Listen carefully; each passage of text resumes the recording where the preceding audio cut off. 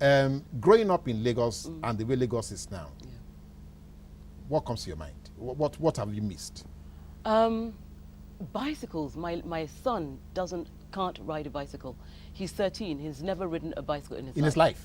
No. Teun, please say that again. I'm telling you, he's never ridden a bicycle 13-year-old. We tried teaching him to ride the bicycle, and the gravel and the security, no space, and the cars on the streets. When I was growing up, we were riding our bicycles up and down Ikoyi streets.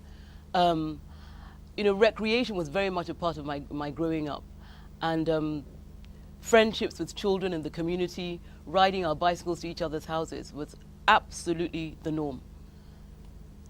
Okay, now that is really where I'm a little bit not seriously amused, just slightly disturbed, and that seems to have captured an element of what we have missed. So what happened? Gosh, planning, urban planning.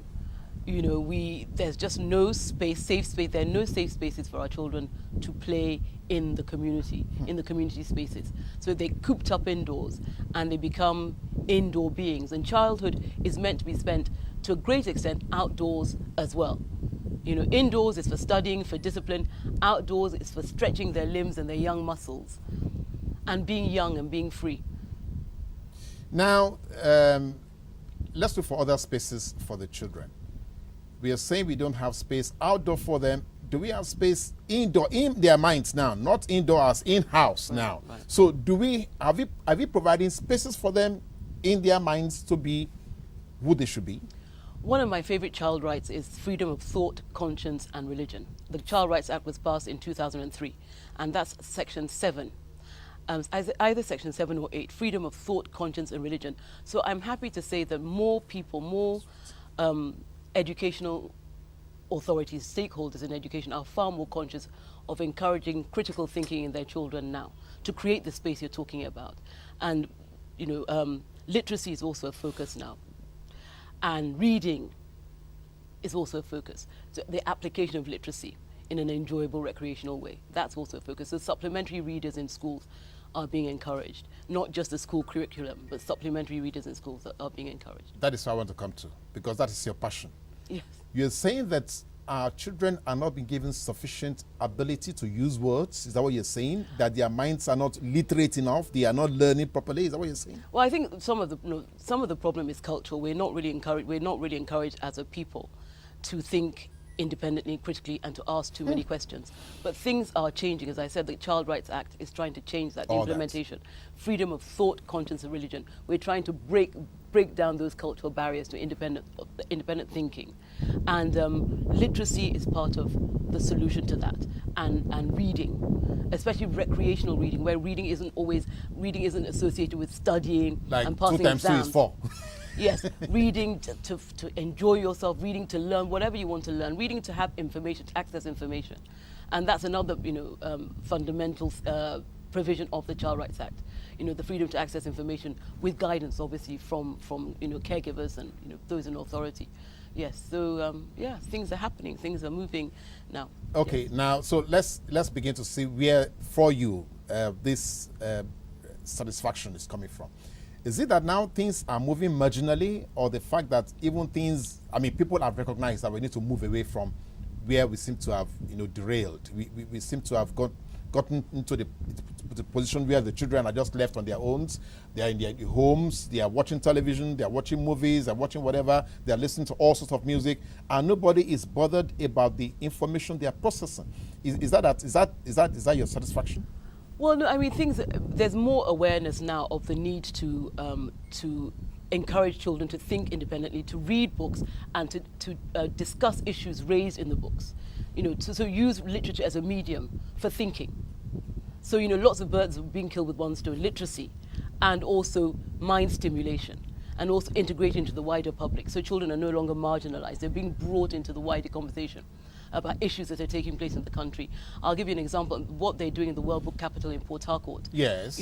That's a huge one-year outreach to children.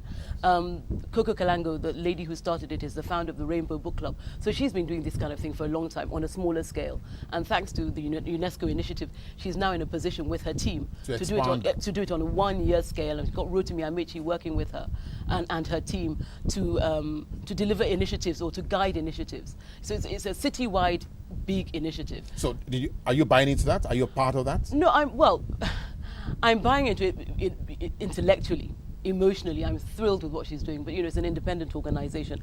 I have my baby coming into the world very soon in partnership with NTA. Okay, great. My own No, television before- show. before- There's some similarities. Before we talk about that baby that is still incubating now, let's come first to where you think we have made losses. Would that be in the policy positions of those in charge of education, or in the training of those who have been given the duties, assigned the duties of becoming trainers of children? Where did we miss it? I think somewhere along the line, reading became associated with passing exams. Reading became associated with competition. Reading became associated with survival. I think that's really what went wrong. And perhaps that's a legacy of, is it military rule, when the whole culture, psyche of the people changed. And everything became about survival. And I think that is where we started to derail as a people. But I'm happy to say things are changing. There's so many corporate initiatives to encourage children to read books, competitions, writing essays, writing stories. I mentioned the World Book Capital in Port Harcourt. Yeah. I said Mrs. Kalango has been doing this for years with the Garden City Literary Festival, which is now called the Port Harcourt Book yes. Quarter, yes. And Lola Shoneni started a similar thing last year. She was with here on our Ake. show, yes. Fantastic. Ake, and with integrating children en masse into the projects. Stimulating reading, a love of reading, asking questions.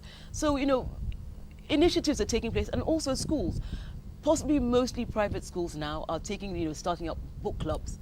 And I know that Port Harcourt, they've just launched 100 book clubs in the schools participating in the initiative, which is, I think, practically all the schools in the public school system. Yeah. And that's a phenomenal number, 100 book clubs. They'll be reading books, I think, every month and discussing them. And it's great, these initiatives are taking place. It's still a bit isolated. But ESPIN is a federal government initiative in collaboration with the British government, UK Aid, Education Sector Support Program in Nigeria, ESPIN. And it's a 6-year program. I think this is the last year of ESPIN. It started in 2008.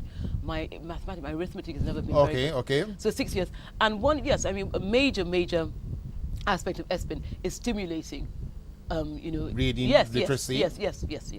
Now, but Teun, let us bring this to the national space. Would you hazard a guess that probably there has been breakdown in communication across the country because we lost our reading culture? Is it that people began to withdraw to themselves and couldn't communicate more effectively? That's why we seem to have so much hiatus in the national body, that's so much insecurity. Yes, across. You think conversations aren't there? We're not having the conversations we should be having. Unlike what we used to have before. Gosh, it's an interesting literacy and breakdown in conversations, national conversations, discourses, local, national discourses. Gosh, I think it's got a lot to do with our culture. We're not really encouraged to question authority. We're not really encouraged. Conversation is based on argumentation to an extent. Yes. You can't Want have to a debate really the issue. Yes, exactly. And we're not really encouraged to debate right from home. I like to think that now with internet connectivity and all the access to information and the globalizing function of the internet and cable television, that without realizing, without even being conscious of it, we are becoming a lot more critical in our thinking, a lot more liberal culturally. It's inevitable.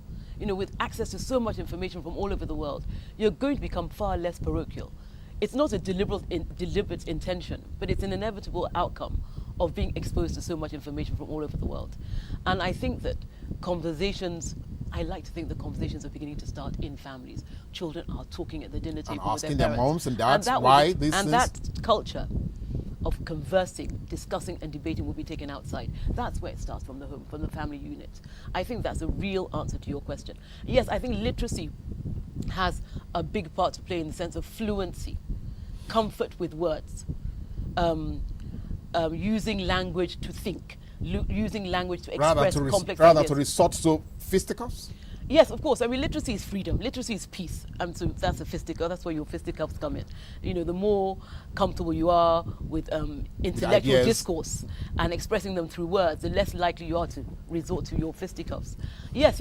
So you're right. Absolutely. We're both right. Literacy is a huge, plays a huge part in the breakdown of conversation, or the inability for us to converse locally, family, and a family unit locally and nationally. Community-wise. Yes. And also our culture has some part to play, but I am happy to say, I That is like to changing. think that is changing. You know, it's melting. The barriers giving are way. melting. Yes, because of all the access to information from the rest of the world. Now,